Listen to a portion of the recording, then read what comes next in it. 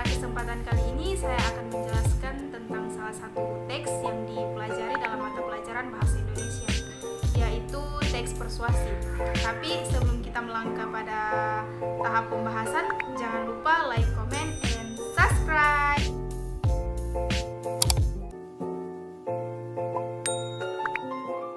Teks persuasi adalah sebuah paragraf yang berisi pernyataan untuk mendorong atau mengajak seseorang untuk mengikuti keinginan si penulis. Teks persuasif ini cenderung bersifat promosi karena adanya upaya untuk mengajak si pembaca. Teks ini ditemukan di berbagai platform media sosial. Sederhananya, ajakan untuk menggunakan suatu produk, imbauan, dan anjuran. Tulisan pada teks persuasi bersifat subjektif. Ini karena isinya murni dan merupakan pandangan pribadi penulisnya mengenai suatu topik, sehingga tak jarang dalam teks persuasi ditemukan data-data pendukung lain untuk mendukung si penulis. Karena itu, pembaca tidak ragu dalam melakukan apa yang ditulis si penulis. Secara umum, teks persuasi bisa diartikan sebagai teks himbauan yang tujuannya mengajak orang lain atau si pembaca seiring dengan apa yang disampaikan. Pengertian teks persuasi juga memiliki definisi beragam. Berikut ini diuraikan beberapa pengertian teks persuasi dari beberapa para ahli. Yang pertama yaitu menurut Kraft. Menurut Kraft, teks persuasi adalah suatu seni verbal dengan tujuan meyakinkan seseorang agar melakukan sesuatu yang dikehendaki oleh pembicara atau penulis pada waktu saat ini atau pada waktu yang akan datang. Kemampuan menulis teks persuasi merupakan salah satu bentuk keahlian dalam menggunakan bahasa baik secara tertulis dan bisa mempengaruhi si pembaca.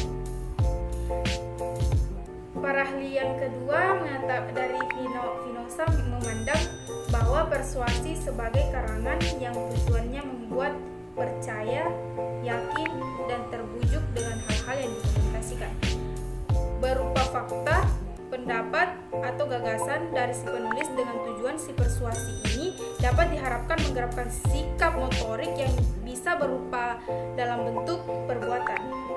Yang ketiga, menurut Kamus Besar Bahasa Indonesia, teks persuasi adalah ajakan kepada seseorang untuk melakukan sebuah cara, memberikan alasan atau prospek baik yang meyakinkan.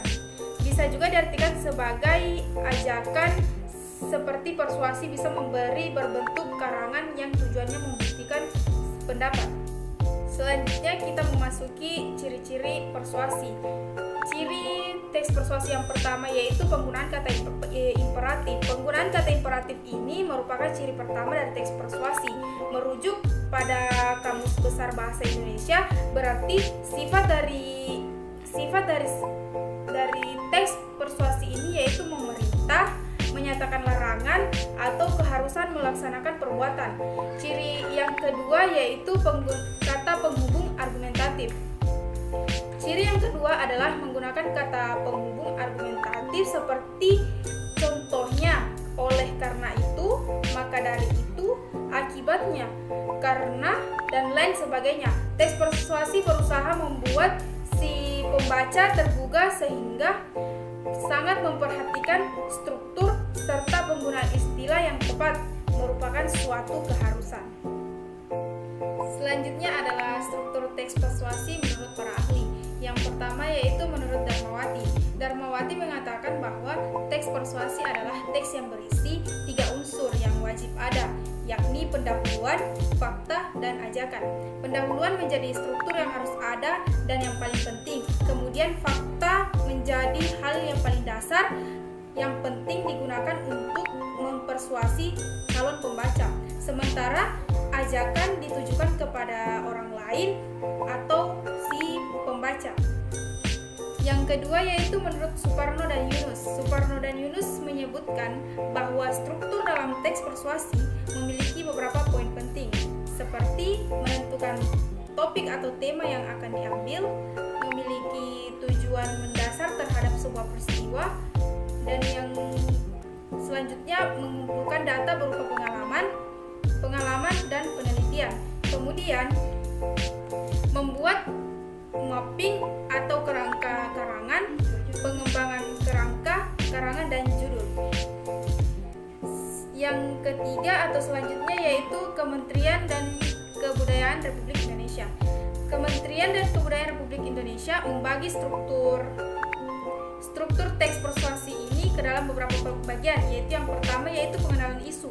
Salah satu struktur yang mudah dipahami, terutama dalam hal apa saja yang harus dituliskan pertama kali dalam jenis ini. Pengenalan soal isu menekankan pada pengantar hukum, tetapi masalah yang disampaikan masih sangat mendasar.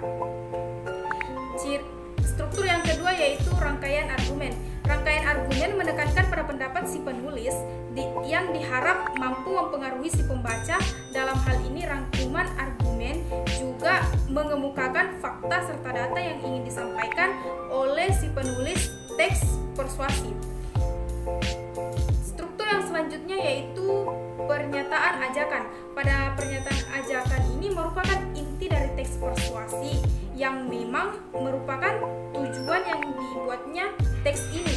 Ajakan memang bisa disampaikan secara tersurat maupun secara tersirat.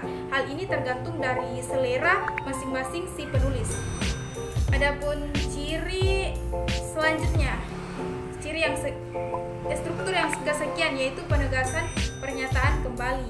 Pada penegasan pernyataan kembali ini merupakan suatu upaya dari si penulis memberikan tekanan terhadap persuasi yang akan disampaikan kepada para pembaca. Ungkapan yang sering disampaikan adalah memberi penegasan kata demikianlah dan dengan demikian dan oleh karena itu. Baik, saya akan membacakan salah satu contoh dari teks persuasif, yaitu yang berjudul Hindarilah rokok meskipun sebatang. Rokok mengandung bahan dan zat kimia yang berbahaya bagi sistem pernapasan. Nikotin merupakan salah satu zat kimia yang berbahaya dalam sebatang rokok. Rokok mengandung lebih dari 4.000 bahan kimia, di mana 200 diantaranya beracun.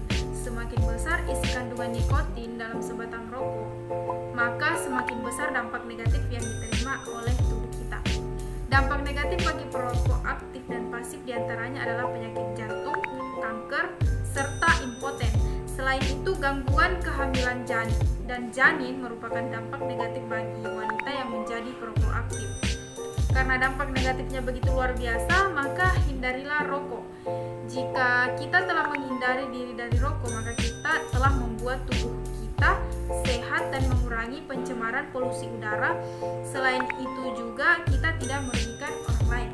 Nah, itulah tadi salah satu contoh teks persuasif, di mana teks tersebut berisi ajakan atau menyuruh atau membujuk agar masyarakat berhenti atau tidak mendekati rokok meskipun sebatang, karena di dalam rokok ini ternyata mengandung racun yang dapat membahayakan ibu hamil dan janin. Selain itu juga dapat mencemarkan polusi udara. Itulah tadi yang dapat saya sampaikan. Lebih dan kurangnya mohon dimaafkan, and see you next time. Salam